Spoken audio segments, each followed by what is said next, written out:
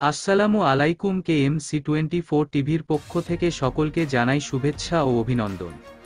মরদেহ স্তূপ করে আগুনে পোড়ানোর ঘটনায় অভিযুক্ত পুলিশ সুপার আটক। সামাজিক যোগাযোগ মাধ্যমে সম্প্রতি একটি লোমহর্ষক ভিডিও ভাইরাল হয়। এতে দেখা যায় একটি ভ্যানে মানুষের নিথর দেহ স্তূপ করে চাদর দিয়ে ঢেকে দিচ্ছেন। মাথায় হেলমেট ও ভেস্ট পরা কিছু পুলিশ সদস্য সেই স্তূপের ওপর আরও মরদেহ রেখে সেগুলোও রাস্তার পাশে থাকা পরিত্যক্ত ব্যানার দিয়ে ঢেকে দিচ্ছেন। ওই পুলিশ সদস্যরা গুলি করে হত্যার পর মরদেহগুলো জ্বালিয়ে দেন তারা। এবার গত 5 আগস্ট আশুলিয়ার ওই ঘটনায় অভিযুক্ত ঢাকা জেলার সাবেক অতিরিক্ত police super crime and ops Abdullahil কাফিকে আটক করেছে ঢাকা মহানগর গোয়েন্দা পুলিশ টিবি।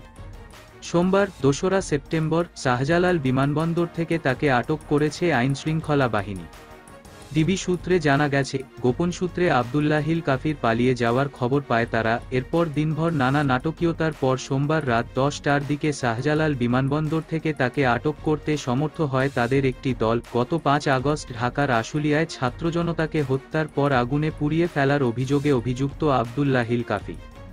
এর আগে ঢাকা জেলার পুলিশ সুপার আহাম্মদ মুঈদ জানিয়েছিলেন, পুলিশের ভেস্ট ও হেলমেট পরিহিত যে ব্যক্তি বা যারা মরদেহ তুলছিলেন ভ্যানে এবং আশেপাশে যারা ছিলেন বিভিন্ন গণমাধ্যমে তাদের পরিচয় সম্পর্কে লেখা হয়েছে। ইতোমধ্যেই 3 জনকে চিহ্নিত করা গেছে।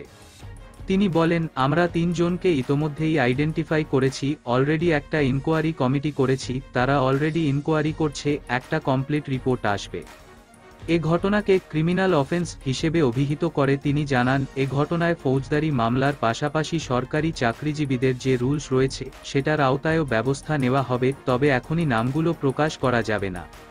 তিনি বলেন, এ 3 জনই ওই থানার এলাকায় দায়িত্বে ছিলেন। এই মুহূর্তে নামটা আমরা ডিসক্লোজ করছি না, আরও তদন্তের স্বার্থে। এগুলো সব আইডেন্টিফাইড, সব ভিজিবল, আর ভিডিও আছে। যেহেতু একই সাথে সাংবাদিকদের দেওয়া তথ্যের পাশাপাশি সাদা পোশাকেও পুলিশ কাজ করছে।